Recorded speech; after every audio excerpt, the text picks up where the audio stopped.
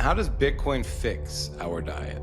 Without monetary inflation, there's no need to hide monetary inflation. There's no need to obscure monetary inflation. There's no need to mingle with the food supply. None. In 1971, the government get involved in the food supply. What they did was they restructured the diet to give the appearance that food was abundant. At the time, everybody was eating meat for breakfast, lunch, and dinner. And he came up with Kellogg's cornflakes. Its effects have been stunning. I mean, it does lower sex drive. It does lower testosterone. Just the idea alone that red meat makes people sick is, on its face, absurd, because thousands of years of evolution would tell us otherwise. What I found was what amounted to a 50-year psyop by the federal government that I think is arguably the most consequential in terms of human health in the history of our country. This was planned. This wasn't an accident.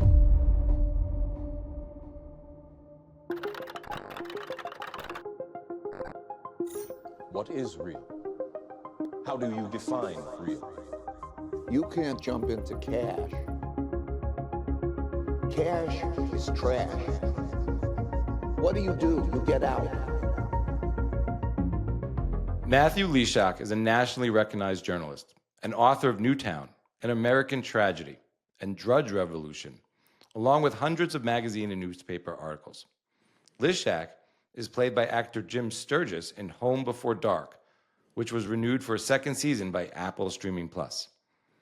As an investigative journalist for the New York Daily News, Mr. Lysiak has reported on hundreds of national stories and has appeared as a contributor on The Today Show, MSNBC, Fox News, CNN, MSNBC, and countless other national and local media outlets to discuss his work.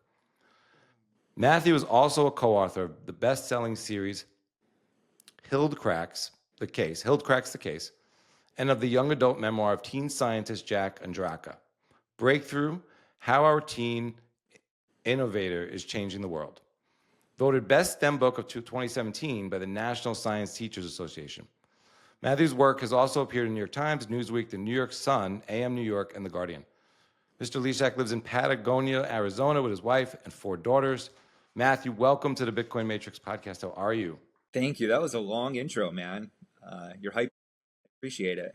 You got a very extensive background, and you're also the author of Fiat Food: Why Inflation Destroyed Our Health and How Bitcoin Fixes It. Actually, this is the main reason we're here. So I'm kind of curious, what inspired you to write this book? I've been a conventional mainstream journalist my entire life. I started in journalism at a very young age. I ended up dropping out of high school, moving to New York City to pursue journalism. It's been my passion my entire life. For about a decade, I worked at the New York Daily News, which at the time I was there was the 5th biggest paper in the country. And I was an investigative reporter, so my job was to, anytime something broke across the country, I'd have a backpack in my car and I'd, what we call, parachute in. And specifically, my task would be to try to find the motive of whatever criminal had committed what crime. And I loved my job. But over time, I transitioned a bit into magazine writing. I started having children, so my wife was just not so pumped about me being gone half the year, doing these great, exciting stories. So I transitioned into magazine writing and book writing, which was fulfilling. But I think the thing that shifted me into the direction that brought upon Fiat Food was COVID. I'd been used to government corruption. I mean, I've interviewed presidents and senators and a lot of corrupt human beings. So I'm used to corruption. And the thing that shifted with me in COVID was that it was kind of a jump the shark moment where a lot of these authorities, these credentialed authorities who I just assumed had our best interest. So I know they lie a lot, but they usually lied in a pattern that would elevate their power, but kind of push this best interest of the public at heart narrative. COVID didn't really even try that. It seemed to be this cracking point where the credentialed authorities were just telling blatant lies. And it led me to the work of Seyfedin Ammous. and the Bitcoin Standard, which I thought was a great book. But what really got me was a book called The Fiat Standard that he wrote. And in it, I think it's chapter 8, he has a very short section on how our food system was corrupted. And I respect the shit out of SAFE as probably one of the top economic minds in the country, and I don't believe that's hyperbole, but this chapter seemed nuts. It alleged this bizarre conspiracy to suppress the nutritional content of our food to obfuscate consequences of monetary inflation. So I just kind of put my reporter hat on and I began fact-checking this chapter, and what became apparent was that, if anything, SAFE had dramatically understated this case. Now, I've published with major publishing houses, and I'm used to that game. I understood that my agent and these publishing houses would not, if I wanted to write a book on this, and I contacted SAFE, and I'm like, SAFE, this is an amazing book. This is an amazing idea. I want to, work on a book. And I understood that based on my experience, no publishing house was going to publish this bizarre theory, which I think is far more than a theory. So I reached out to SAFE. I suggested he start his own publishing house. I didn't realize this, but he was already thinking about that at the time, and I became his first author. And that is how Fiat Food got published. That's awesome. And then what was your rabbit hole story like? I mean, I know you kind of touched on it a little bit there, but like, did it get, broadened after that? Were you pretty deep by the time you read the Fiat Standard? And what's that journey been like? It involved having to re-examine a lot of the premises that I had accepted from childhood about American institutions at large, where I grew up trusting in a lot of these big institutions in America. Like, wait, so the government's going to lie to us about what's healthy to eat? That's insane. So it involved, what I learned about writing this book it wasn't as much about learning new information for me. It was more about deconstructing mentally and taking things that I had learned and accepted and breaking those down.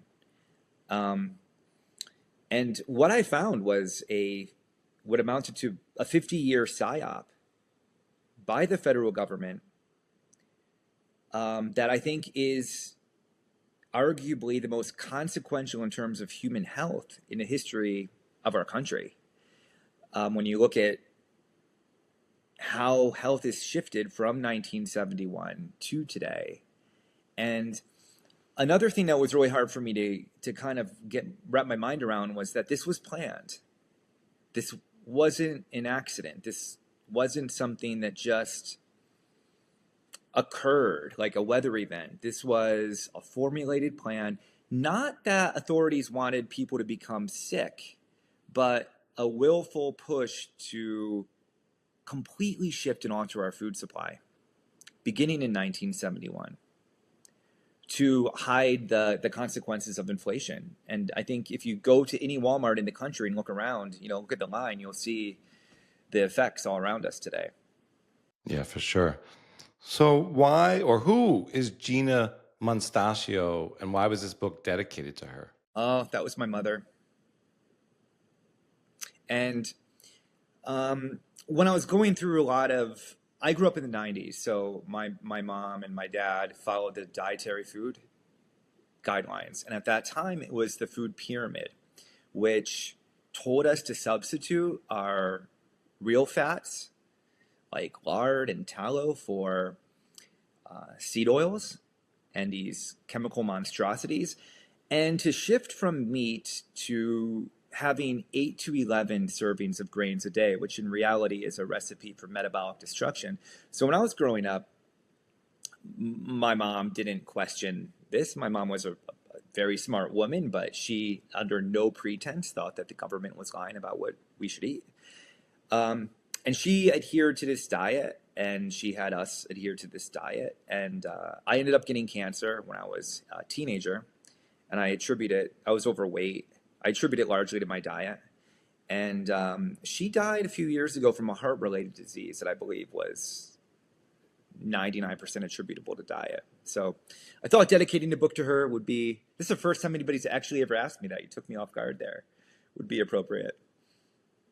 Wow. Well, so thank you for sharing that story. I want to read, you included a quote from Edward Bernays, father of public relations.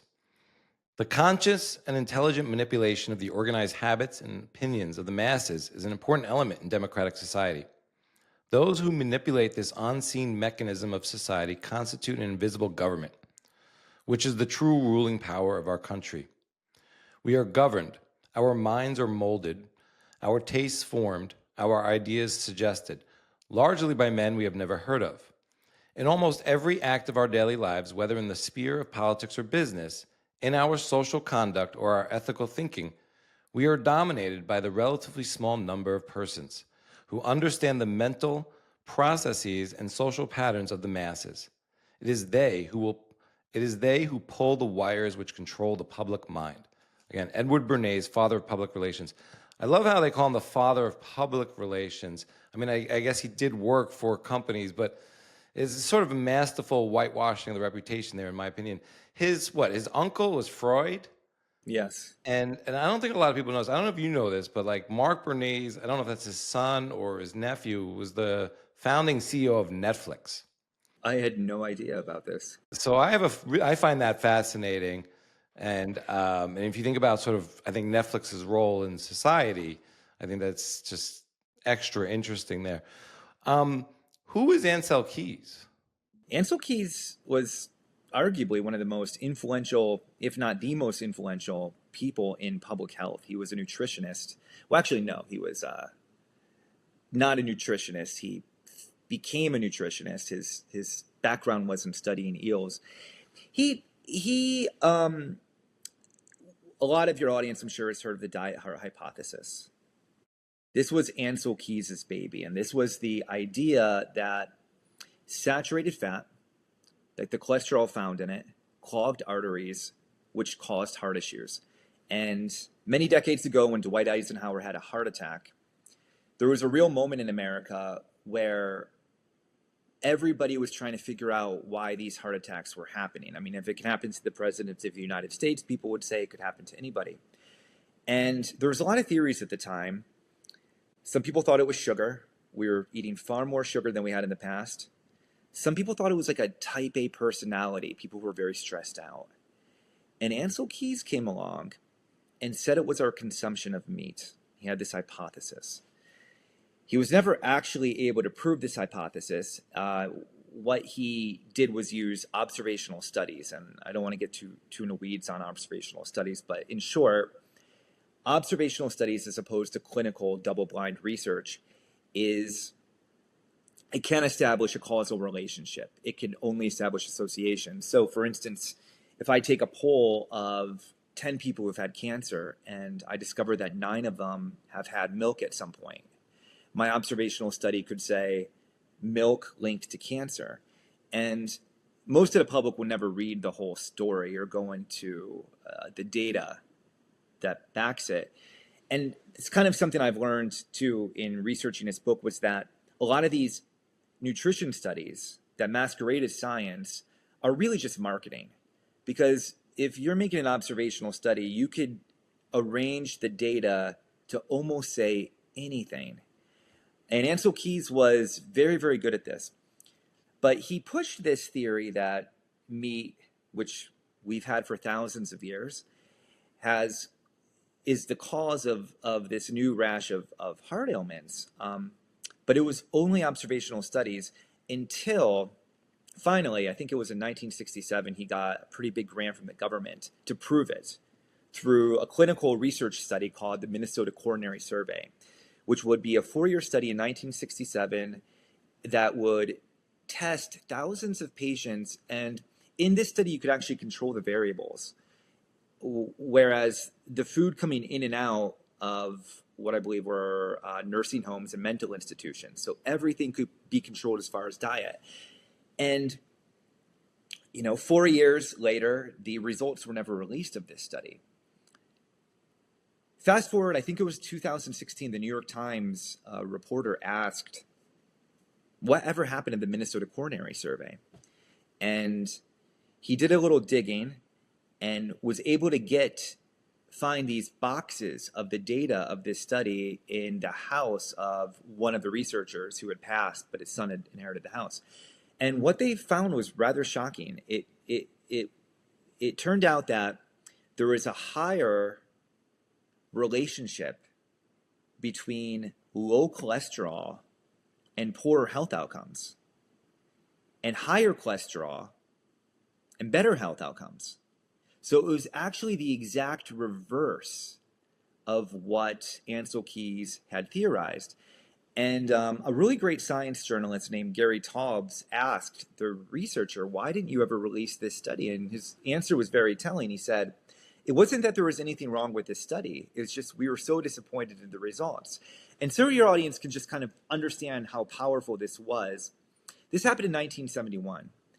In 1980, for the first time, the United States accepted what was called the Dietary Guidelines for America. Up until then, the government never even contemplated trying to tell Americans what to eat, no more than we try to tell a dog what to eat. We knew what to eat. It was natural. We didn't need podcasts or books or anybody explaining to us what to eat.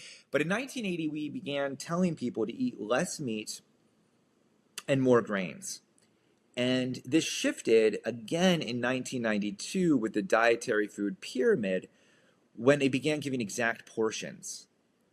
8 to 11 portions of grains, and to eat very, very little meat. So this science was built on the diet hypothesis, which the science of which was concealed, that disputed it. So it was all kind of built on a lie, but it was built with intention and for a purpose. And the reason that this kind of idea was promoted over other science, which was far more sound, like the science involving sugar.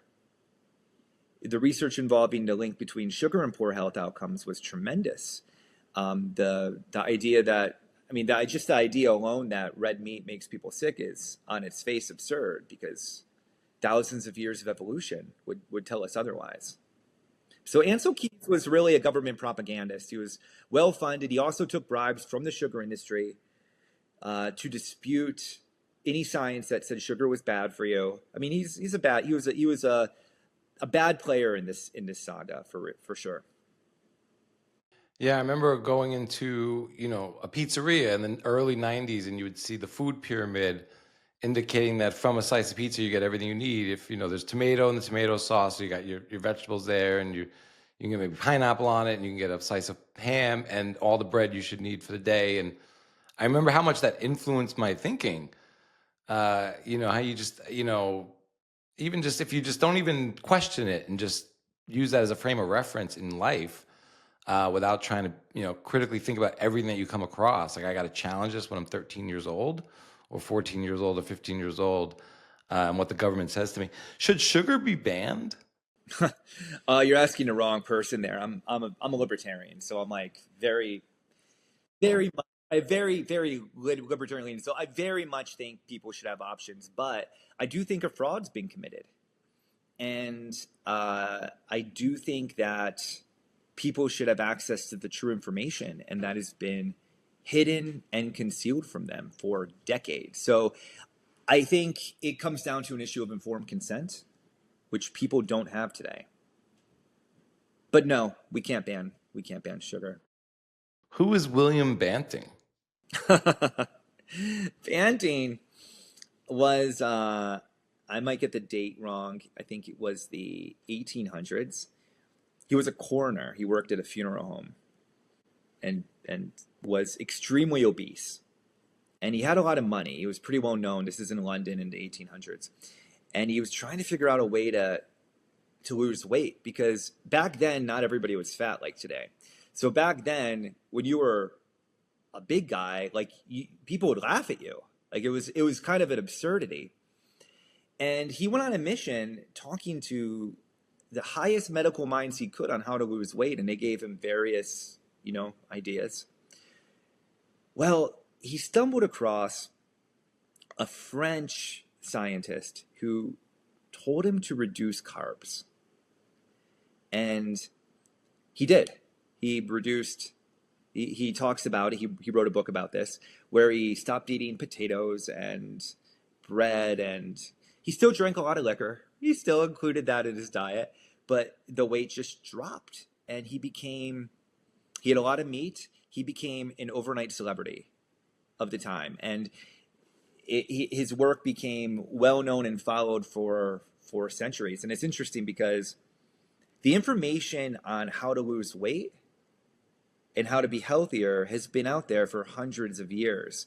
But we live in an era right now where we've kind of all been gaslit to believe these various, the whole calories in, calories out, period of time. I don't think many people still believe in that, but there are still some.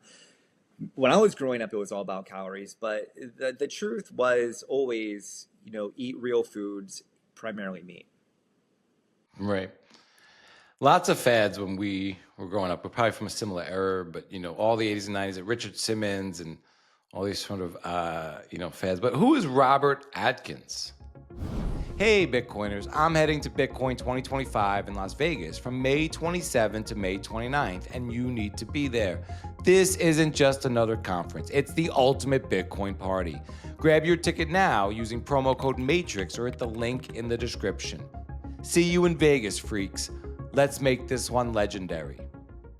Atkins followed Banting in a diet craze that began in the 70s, where he only ate meat.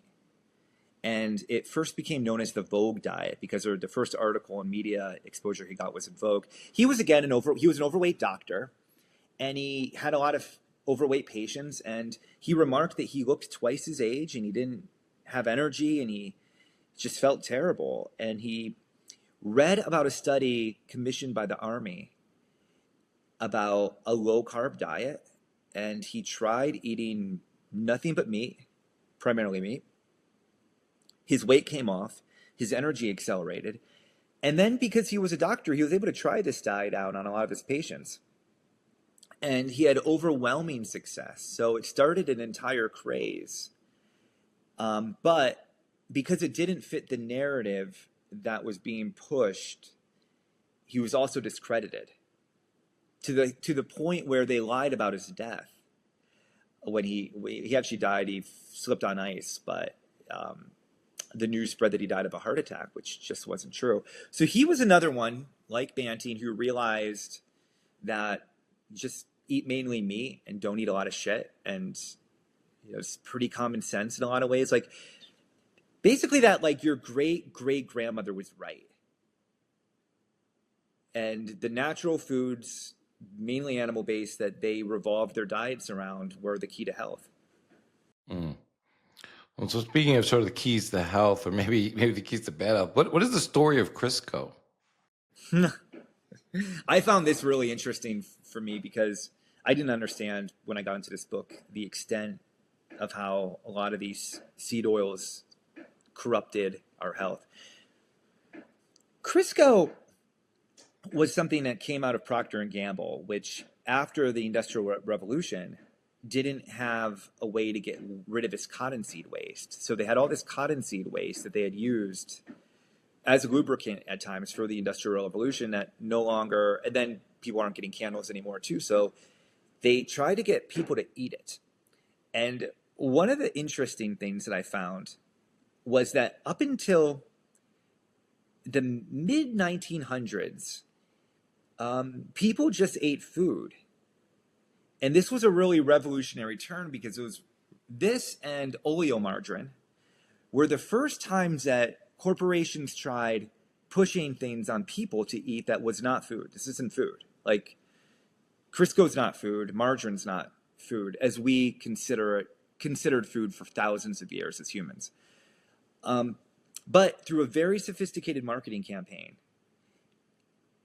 really cutting edge in a lot of ways, along with World War II happening, which raised the price of food and natural fats like butter and oil, which you can produce at scale, where you can these industrial waste products, you saw a shift towards these.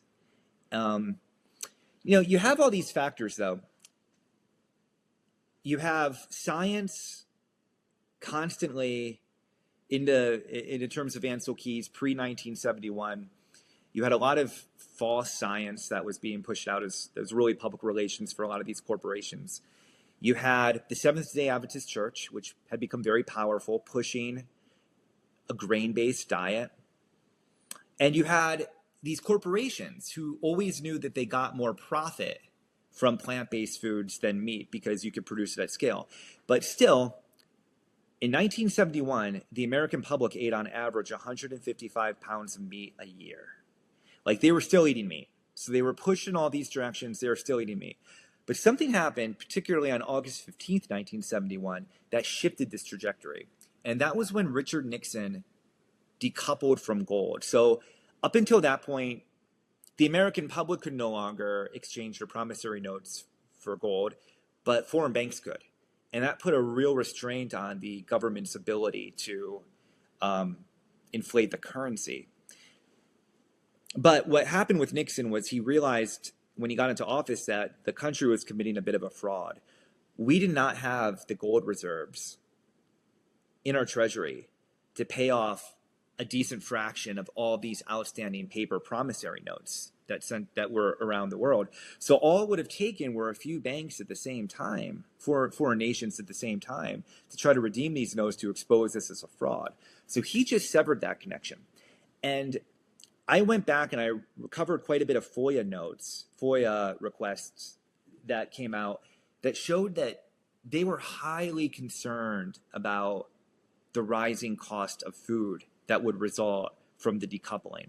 Because Americans will tolerate endless war. We tolerate corruption at all levels of government. But when food prices go too high, and government officials understand this, people go crazy. I'll point to 2022 in Sri Lanka, where hundreds of thousands of people stormed a palace when food prices rose too high. I think American University said in 2023 there were 12,500 food-related riots in Europe. So the correlation between rising food prices and government instability is high, and that's not lost on government officials who want to retain power. So what Nixon did was he appointed a guy to run the Department of Agriculture named Earl Butz, who was tasked with consolidating the American food supply.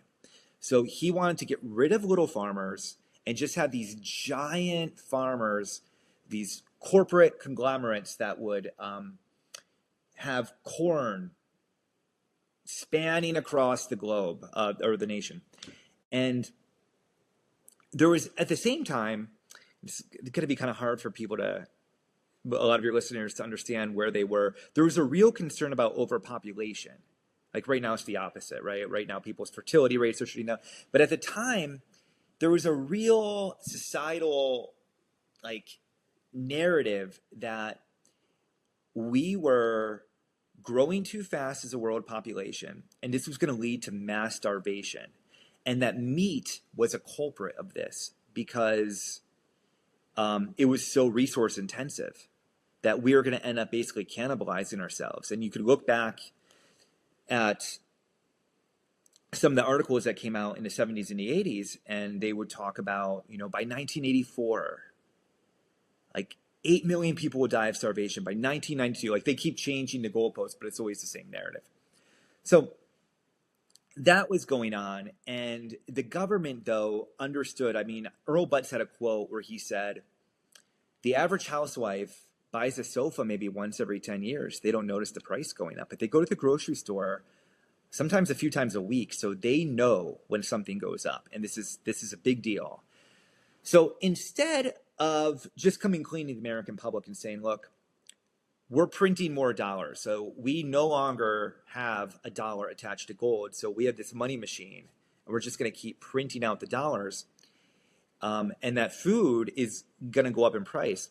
What they did was they restructured the diet to give the appearance that food was abundant, when in reality the nutrients needed for humans to thrive has become cost prohibitive. So if you're eating nothing but Doritos, which can be printed out like fiat dollars, you don't actually notice inflation.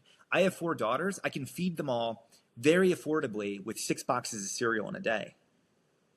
But the nutrients found in red meat, which are really becoming increasingly a food of the upper classes, it's you notice inflation a lot. So that's why you see in 1971 the government get involved into food supply and in pushing plant-based cheap foods as opposed to animal-based products, which you can't just make at scale. I know that was a lot. Does that make sense? No, that was awesome. And we're going to get into a lot of that. I really want to break down and unpack some of that some more. But I want to go back a little bit earlier in the book. So who is Kellogg and what was his core belief? I found this to be a fun part of my book to research and equal parts terrifying. John Harvey Kellogg, in the late 1800s, early 1900s, the Seventh-day Adventist Church came about. And it was founded by a woman named Ellen G. White, actually, Ellen Gold White. And she believed that she was hit in the head by a rock, fell into a coma, and believes that she was getting messages from God. And God said to Ellen, look, I'm coming back soon, and people need to be purified of body and spirit. And we need to do this by eliminating the meat. So she started the Seventh-day Adventist Church with these visions, and John Harvey Kellogg came along as a young doctor. It's really hard to overstate the influence John Harvey Kellogg had. He was kind of like the celebrity doctor of the day, gave speeches, wrote books, and like Ellen White, he believed that red meat caused carnal desires, which caused masturbation, which was actually the core of all health problems, in especially young men. So, ironically, they were right ahead of their time in the link between testosterone and meat. Different subject, but so Ellen tasked John Harvey with coming up with an alternate to meat for breakfast. And John Harvey worked with his brother tasked with different attempts at coming up with a cereal to replace meat for breakfast, because at the time, everybody was eating meat for breakfast, lunch, and dinner. And he came up with Kellogg's Corn Flakes. So Kellogg's Corn Flakes was really invented as an anti-masturbatorial food. And its effects have been stunning. I mean, it does lower sex drive. It does lower testosterone. You have tons of grains. You take a young man, you start him off with grains in the morning and skim milk, which is kind of the diet now. But John Harvey was also a real masochist. Like, he was a very consistent individual. He espoused pouring carbolic acid on the clitorises of young females, performing surgery on young men to prevent them from masturbating, cages. He would get up to 18 to 20 enemas a day. I mean, just a really weird guy. And just to show you how consistent he remained, after he left the church, when he discovered that Ellen was actually, like a lot of these vegetarian vegan types, was faking it, was eating fried chicken, left the church, and he became a eugenicist and is believed to be credited with establishing a law in the state of Michigan, which led to the sterilization of almost 4,000 women involuntarily for being, undesirable. So it was kind of like this. They were against sex, sexual desire, and, largely human reproduction. But the church was influential, but still, I'm coming back to this, in 1971, people were still eating meat for breakfast, lunch, and dinner. Kellogg's and cereal definitely had a moment, and it was increasing. People were eating more of these things, but people were still eating primarily a meat-based diet. What happened in 1971, once the fiat money printer began churning, another thing that I found fascinating was they began the grant process. So you have subsidization of not meat, but corn soy, sugar, heavy subsidization to the account of billions of dollars. Now, if they tried doing this pre-fiat, you would have to print billions of dollars and to get these subsidies, you'd have to do it with the will of the people, either through direct taxation or selling corn bonds, which sounds absurd, right? But with fiat, they could just do it through confiscating our wealth over time. And one of the subsidies that they really pushed was to a church called Loma Linda University. And I would challenge your audience to look up any of these nonsense observational medical studies that say meat causes X. And 9/10 of them come from Loma Linda University. If you go to the Loma Linda University website, you'll find out that it's run by the Seventh-day Adventist Church. So, and these studies are all observational studies, and they're all like not trying to do science or validating religious convictions. Yeah, I mean, and I think it was, I don't know if it was Kellogg's younger brother who kind of took the business in a little more sugary direction for maybe corporate profits. And it's amazing the role of the Seventh-day Advent Church just in that whole arc of history of food and fiat food. Well, I gotta ask though, what is the story of the graham cracker? Thomas Graham. It wasn't a niche belief that masturbation led to health problems. So he wanted people to eat graham crackers so that as a substitute for meat to prevent those carnal desires that cause masturbation, which cause everything they believe from cancer to every. Yes, one more thing about the Seventh-day Adventist Church. After John Harvey left, he was replaced by somebody named Leanna Cooper, who started the American Dietetic Association, which became the formalized arm of the government's nutrition policy that remains to this day. So they're all sort of intertwined. John Harvey and Ellen, they looked up to Thomas Graham. Thomas Graham died prematurely and then gave up all of his beliefs and ate a bunch of meat and drank a bunch of alcohol before his death. Wasn't early enough to save him, but just an interesting side note. But yeah, people eating Kellogg's cornflakes and graham crackers, they should understand what they're eating and the purposes behind these foods, because it's actually a pretty sinister motive. Yeah, I mean, those were fascinating stories. I think, I don't know if is it Grand Rapids, Michigan? That's sort of the cereal capital of America, maybe the world. And there was a scene in the book where, I mean, to celebrate, they would gather every year, but one year they had like a 6-block party with just full on metric tons of cereal. And they were all just eating cereal together out of like troughs almost. Incredible, just sort of the cultural phenomenon and how they, kind of brought that to America. What is butter legging? I love your interview style. It keeps me on my toes. This was the practice in the early 1900s of people selling imitation butter. So when there were actual riots over this in New York City, I found archived articles about these riots that occurred when retailers were selling fake butter, like margarine stuff, goose, and not real butter because it was cheaper and they could make more money off of it. So it was a crime for a while. And there was a huge war that sort of ensued over time, between creators of oil margarine and butter, and they were funded by these, two competing large industries: the cattle industry, which does the milk, and the seed oil industries like Procter and Gamble that were pushing these foreign substances into our food supply.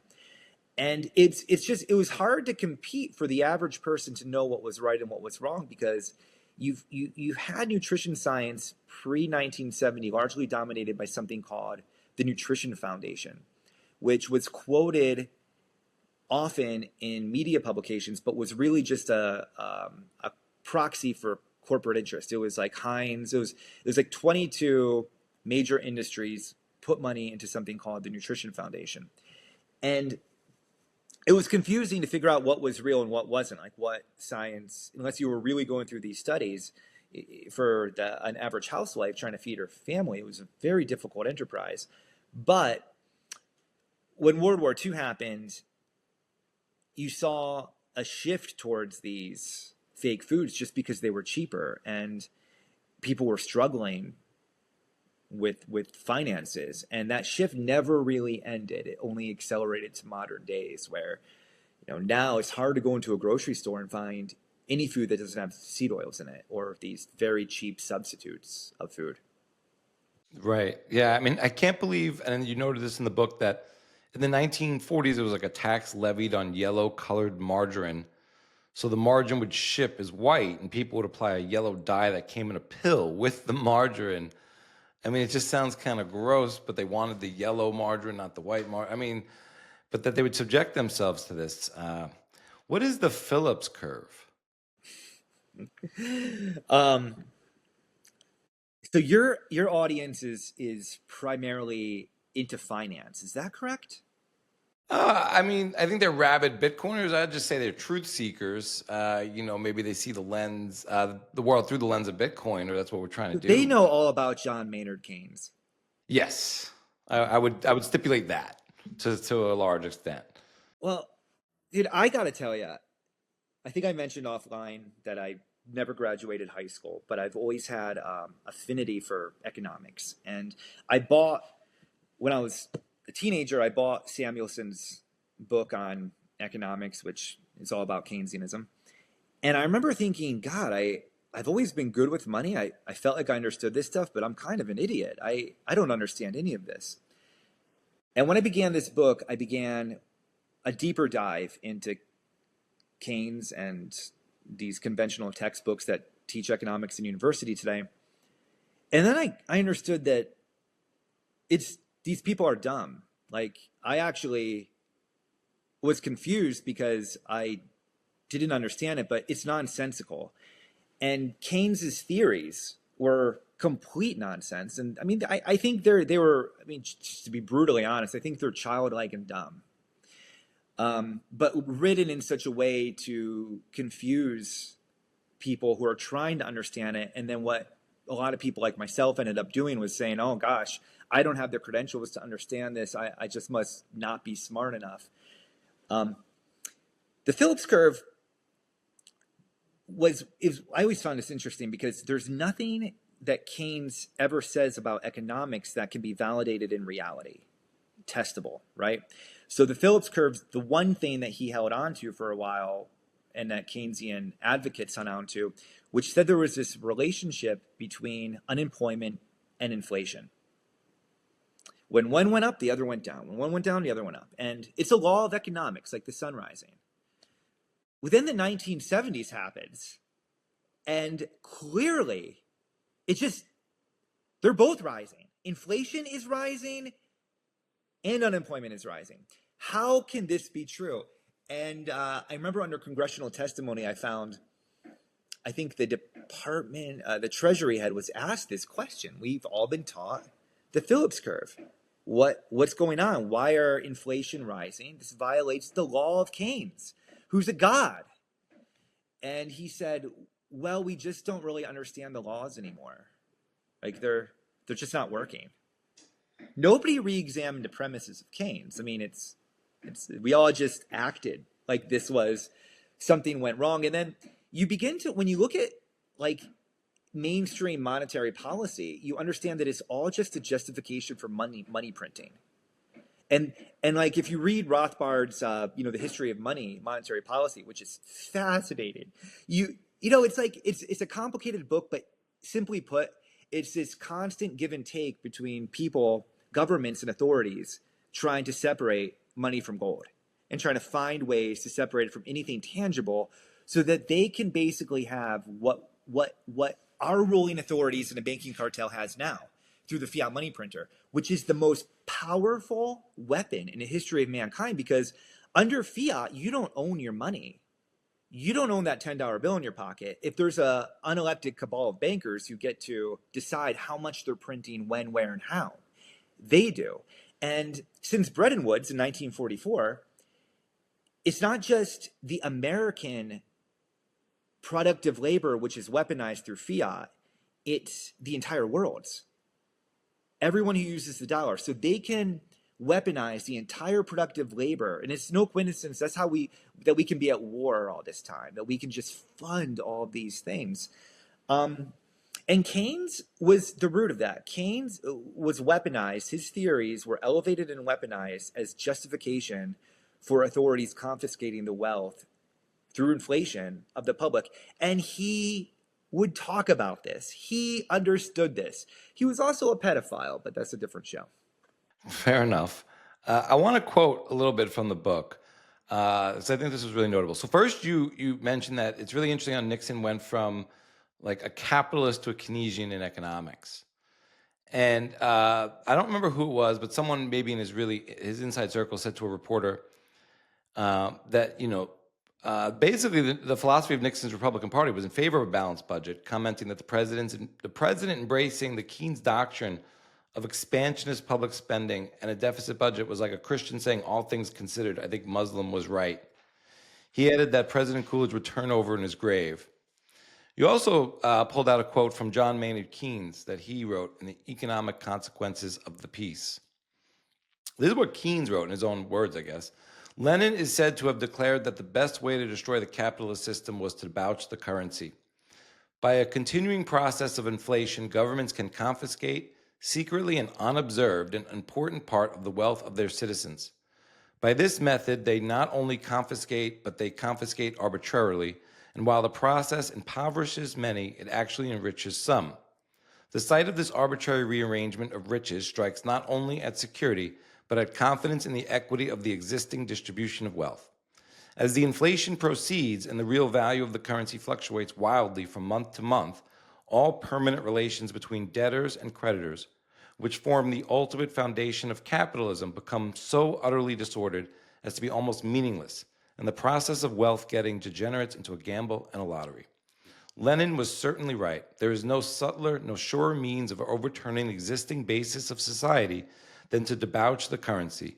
The process engages all the hidden forces of economic law on the side of destruction and does it in a manner which not one man in a million is able to diagnose.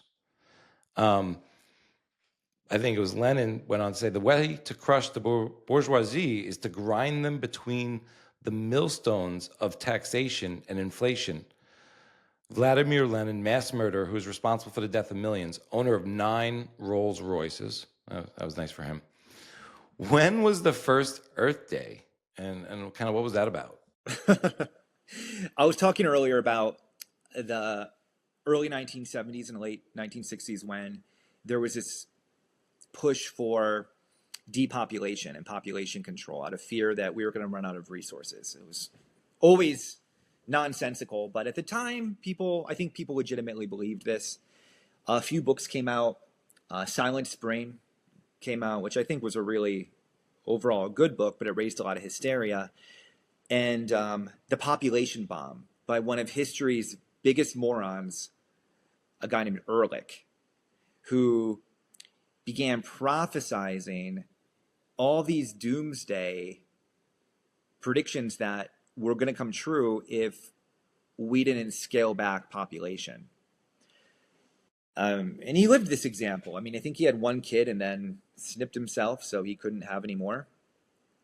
But Earth Day was part of the environmental movement, which wasn't concerned as much about clean air and clean water. That was a small part of it. It was more about looking at humans as almost like we were opposition and unnatural on the earth, like we were an imposition. And there were these theories and thoughts before 1971, but again, when you see in 1971 is because it was convenient for the government, the table of fiat shifts, and you see the fiat money printer weaponized, and it starts pushing out funding towards a lot of these groups through the promotion of them in academia. So it wasn't that you were being taught these theories from the Earth Day and the environmentalists as much on on a day-to-day basis. It was done through the education system, the fiat government, and the Seventh-day Adventist Church aligned themselves with the environmental movement. And they have a lot of differences. I mean, the Seventh-day Adventists are largely culturally conservative, but they prioritized this aspect and became what in time became a pretty interesting and influential voting bloc.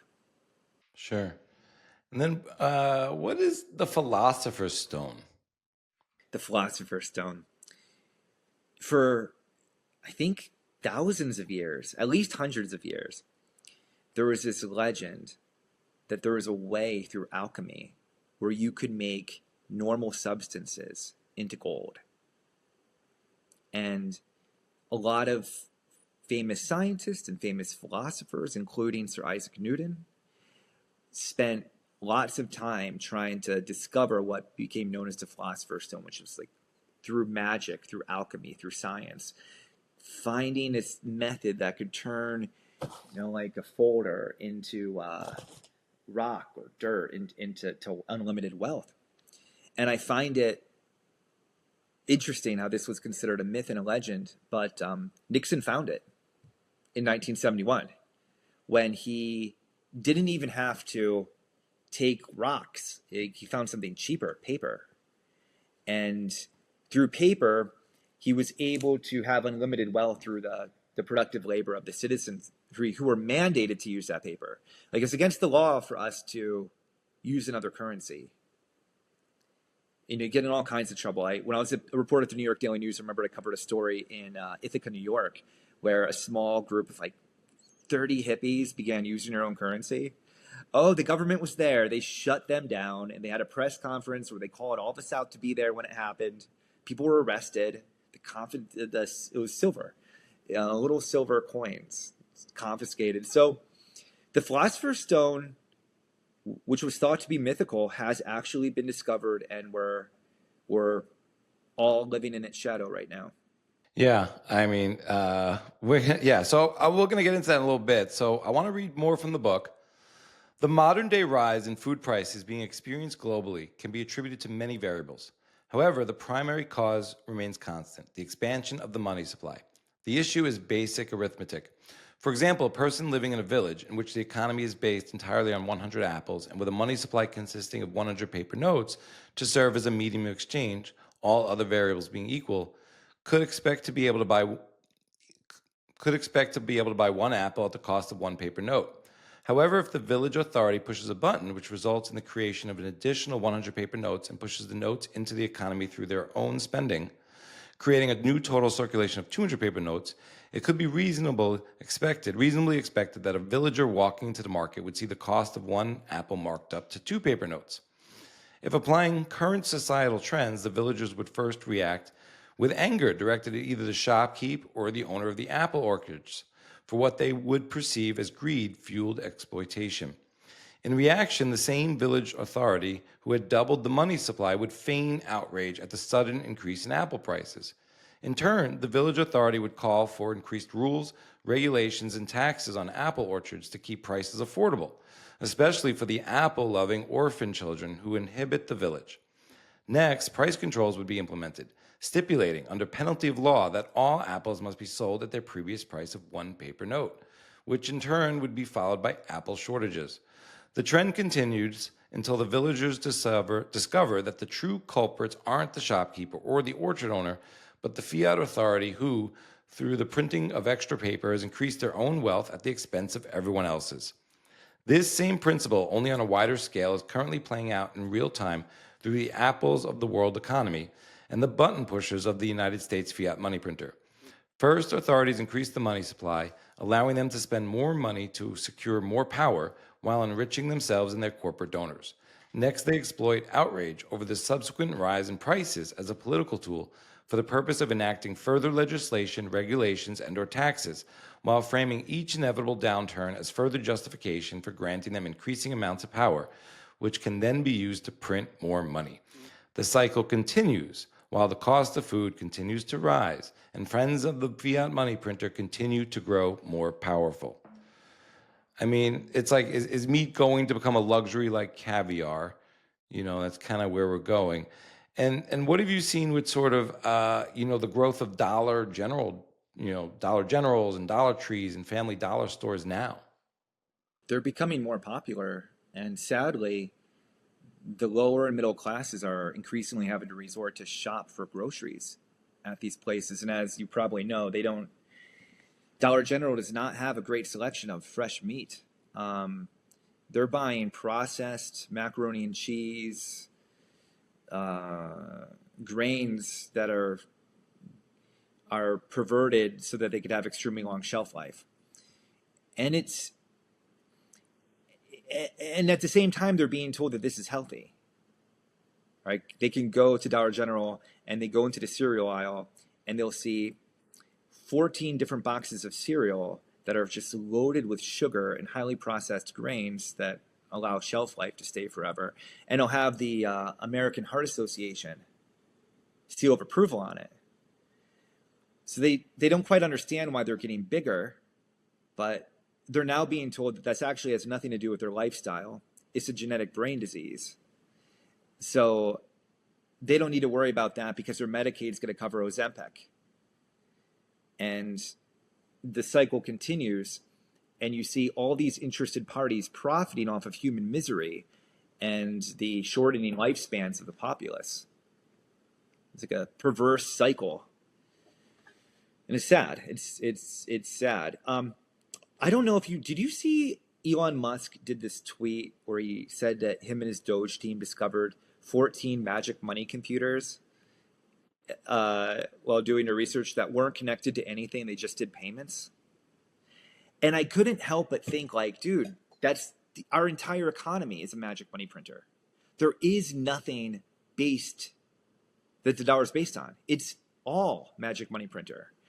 And it's not like, we economists often, one of the great things about Saif is that he's not like this. Saifedean talks about economics and connects it to the real world, which is why I was able to understand him. But these aren't esoteric arguments. Like, these are arguments. Inflation sounds like a fancy economic argument. It's affecting real people at a very real level, and it's affecting their health and the health of their children. And you can't get away from it if you just look around even a little bit. Yeah, I mean, wait till someone tells Elon about fractional reserve banking and mortgages. He doesn't seem smart enough to be running the entire government. For someone who, I don't want to get into the Elon rabbit hole right now, but I mean, I've been on both sides of it. I still don't know where I stand on the guy, but he's entertaining. He's very entertaining. We could probably do an hour easy. But I want to talk about obesity and Ozempic. You kind of touched upon it. And the medical industrial complex. Like, this seems like a rather recent phenomenon to me, at least. But and I even hear some people saying, hey, maybe I can get my hands on some Ozempic type drug, that doesn't block the wrong inhibitor, and it'll be good for me and I won't lose bone marrow or something. I don't know. What do you make of all this and how the medical industrial complex plays into this? I'll answer by telling a story I tell in my book, which is to this day stuns me. Your mission: build the blockchain, stack sats, and resist surveillance. You'll need strategy, stealth, and a little luck. Welcome to Blockhunters. Built by Bitcoiners, backed by the community. Blockhunters learn Bitcoin by playing. We played it at family night and everyone loved it. Finally, a game that gets Bitcoin. Ready to orange pill the fun way? Head to blockhunters.com and use the code BTCMatrix for 10% off your order. In January of 2023, 60 Minutes put out something they called a news segment, which profiled Ozempic. And in it, they profiled somebody called Dr. Fatima Stanford, who, if words have meaning, is a despicable human being. Because she pushed this notion that, wearing her white coat, she's very eloquent, that obesity had nothing to do with the decisions that people were making, that it was a genetic brain disease.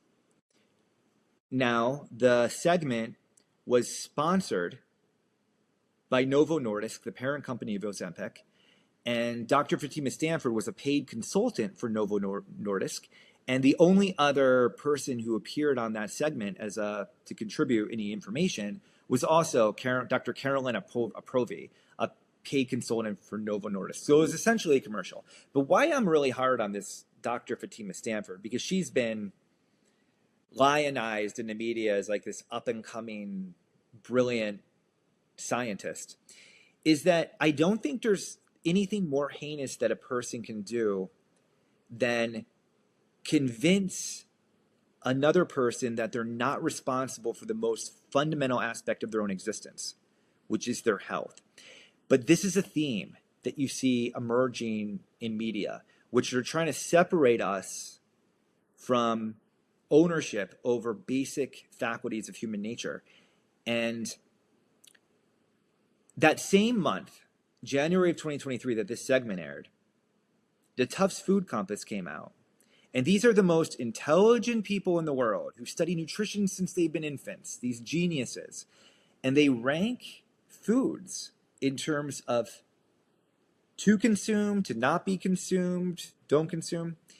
And they rank Lucky Charms ahead of meat, chocolate soy milk ahead of whole milk, 55 General Mills cereals ahead of red meat and eggs. Same exact month, January of 2023, the American Pediatric Association, for the first time in over a decade, changed their criteria for when doctors need to prescribe weight loss medications. Now they've lowered it to children as young as 15 and 12 in certain cases to be on these weight loss drugs. Now, I looked for like a smoking gun to connect them all, couldn't find it. But I'd be a little bit naive to think this was all just a coincidence in the same month. And that's where we talked a little bit about COVID, I think, before you were recording. And one of the blessings of COVID is I think it broke a lot of people like myself who used to trust these credentialed authorities. Like, I don't anymore. I was always skeptical. I am much more skeptical now. And I am no longer in a position where I'm outsourcing my judgment to anybody, especially these doctors, because they broke our trust.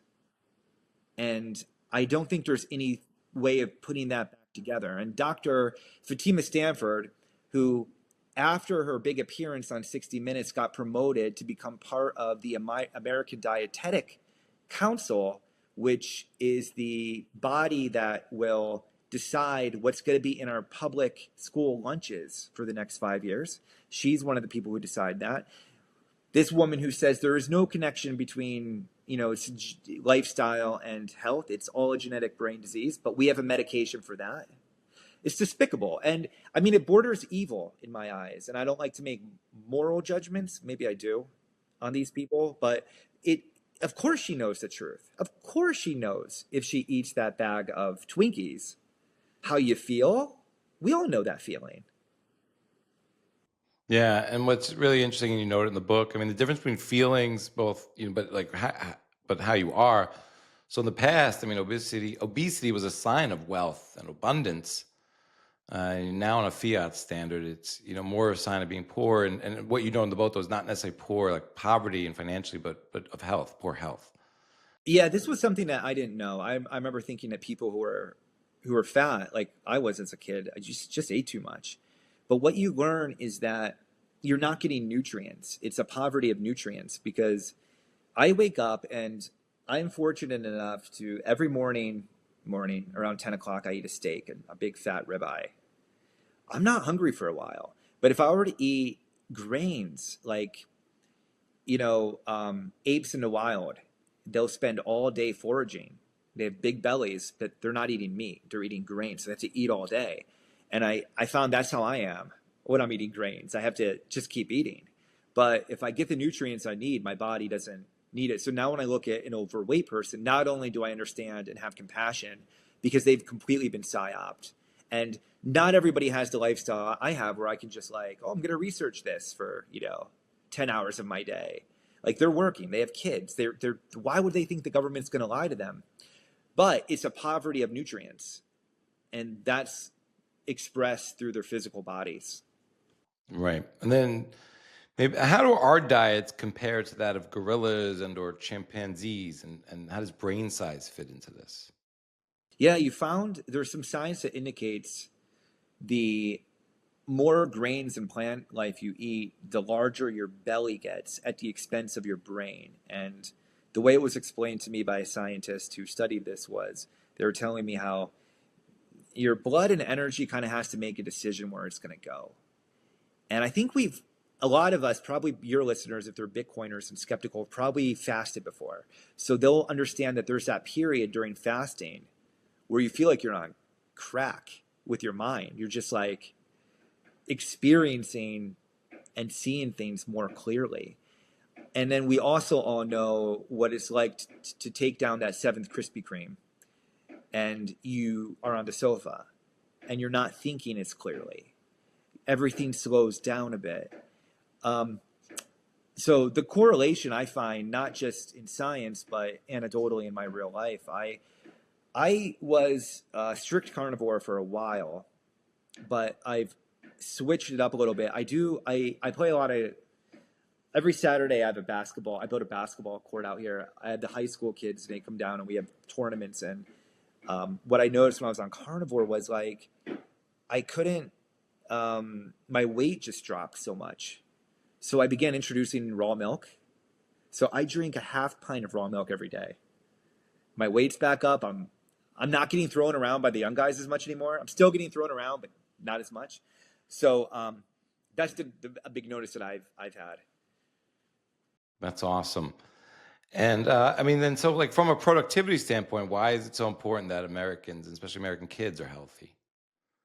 So when we're having these conversations about the government dictating and coming up with guidelines for food, I don't want your audience to think that this is just advice that they give. It isn't advice only. It's extremely consequential because their guidance becomes law in every public school, every nursing home, every prison, every hospital in the country. But most consequentially in the public school system. I mean, I was raised in the 90s in Danville, Pennsylvania, and all the like food that used to be fried in lard became fried into seed oils by law. The cheese on the pizza boat, which used to be real cheese, pizza boat. You know what that is, don't you? Wait, the real pizza boat. what? You know what pizza boat is? Like in No. school cafeterias? Well, I know school cafe. I mean, I don't remember pizza boat. It was like it must be a central Pennsylvania thing. But the cheese got replaced by like low fat substance. And then the whole milk got switched out for skim milk, which nobody would drink because it tasted like ass. So they had to infuse it with sugar and chocolate, which had just as much sugar as soda, to get people to drink it. So these had real world consequences, these guidelines. And most kids today come out of high school after 8 years on this diet as metabolically compromised. And I mentioned this in the book that sometimes I think about like Henry Ford or, you know, the Wright brothers. Would these brave entrepreneurial types been around if they were on a substance of like Cinnamon Toast Crunch cereal bars? Would I don't know. I just don't know, but it makes me wonder how many societal gifts that we're missing out on today because of the fat, flabby bodies of these kids. Have you ever gone to see, like, go to a soccer game today of middle school kids, and you feel like you're in a dystopian world where half the kids on a soccer field now are like wheezing. They can't. It's like, it's not just the food. I think there's some video games going on that are a little more intense, but it's mainly the food. Yeah, I mean everything gets degraded on fiat. How does Bitcoin fix our diet? Oh man, you guys are all Bitcoiners, so I don't want to anger anybody, but I guess I probably understand Bitcoin out of all your listeners, the bottom 1%. But I understand it's a fixed 21 million, there will be never any more, and it's decentralized. These are very big things. So Bitcoin doesn't actually fix diet. What I would say, and I know I pushed that in the title because it's catchier, but how I would really phrase it is that ending the Federal Reserve System would end the distortion, because without monetary inflation, there's no need to hide monetary inflation. There's no need to obscure monetary inflation. There's no need to mingle with the food supply. None. So gold would work. Like anything that would be a hard currency. I happen to think Bitcoin's the best one because historically gold gets centralized in banks and then confiscated. every time, without except. There's never been a case where that hasn't happened. So Bitcoin, if you have your private keys, I think that's the quickest way to let it doesn't like there doesn't need to be competing narratives. Like Bitcoin's not going to create a narrative on health. What it's going to do is just let nature reestablish itself, ending the psyop, because there's no incentive to create a psyop, because the government is not just trying to be evil. They're trying to maintain power, and that's the motive behind everything, is keeping control over the most powerful weapon human history has ever seen, the fiat money printer. Wow. Matthew, this has been an incredible conversation.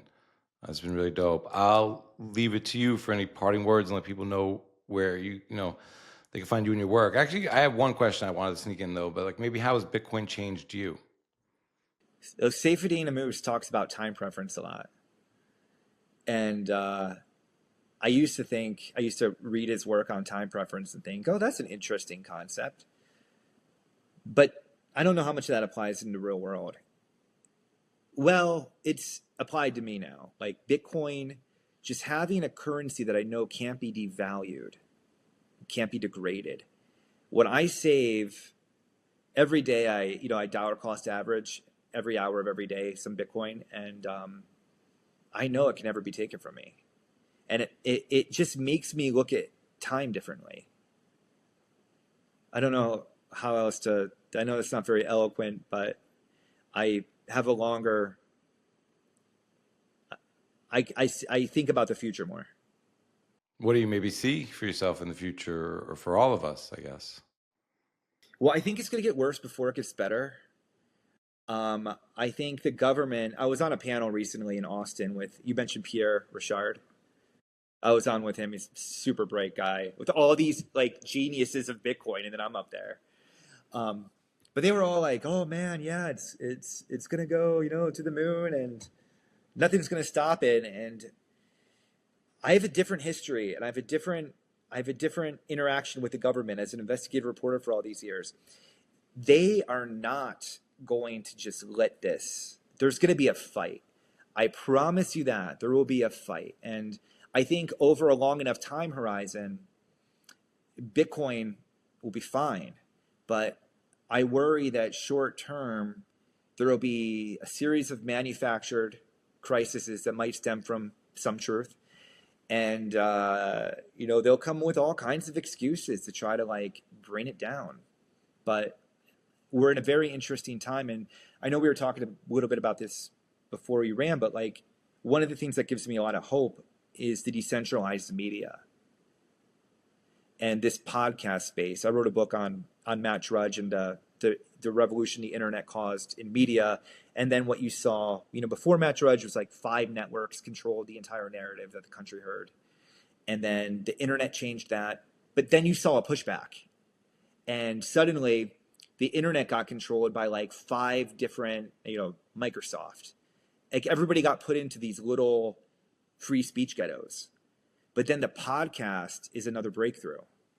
And it gives me a lot of hope that you just getting these messages out and having these open debates and letting the freedom of ideas flow, it makes me feel like maybe I'm wrong. Maybe Pierre's right. Maybe those guys are right. And it's just going to go. But I'm not holding my breath. We'll see. I think you're both right in your own way. I do think there's a fight that remains ahead. In what form, I'm not sure. I don't know if it's just price. It could be in other facets as well, like around self-custody and stuff. So this has been so incredible, Matthew. I really appreciate it. It's a tremendous book. I hope people run out and buy it. There's a lot more we didn't cover. Fiat Food, Why Inflation Destroyed Our Health, and How Bitcoin Fixes It. I'll leave it to you for any parting words and let people know where they can find you, your work, and your book. Oh, your books. Safe House, Saifedean Ammous has his own publishing house. I was his first author, but he has Lynn Alden, Broken Money. It's a great book. Helped me a lot. Parker Lewis, I think, is brilliant and underrated into Bitcoin. Do you know Parker? I don't know him personally. I know of. I haven't had him on the show yet. Lynn's been on the show. Gradually, then suddenly. And then, of course, Safe's books. I'm re-listening to Principles of Economics that he wrote for the 4th time right now, just trying to get it down. So, but I wanted to thank you. You built this platform, and for having me on, I appreciate your time. Well, thanks so much. Yeah, Safe's been on twice. I'd love to have him back to do the Bitcoin standard. We've done the Fiat standard. We've done principles of economics, but one day we'll do the Bitcoin standard. Matthew, thank you so much. This has been so dope. Thank you. Thanks for tuning in to this episode of the Bitcoin Matrix. If you enjoyed the conversation, don't forget to like, subscribe, and drop a comment below with any questions or thoughts you may have. We'd love to hear from you. You can support the show by checking out our sponsors and affiliate links in the description. It helps keep bringing you great content while connecting you with awesome products that I believe in. Share this episodes with your friends, family, or anyone curious about Bitcoin. And let's keep growing this community together. Stay curious, keep stacking, and I'll catch you in the next one.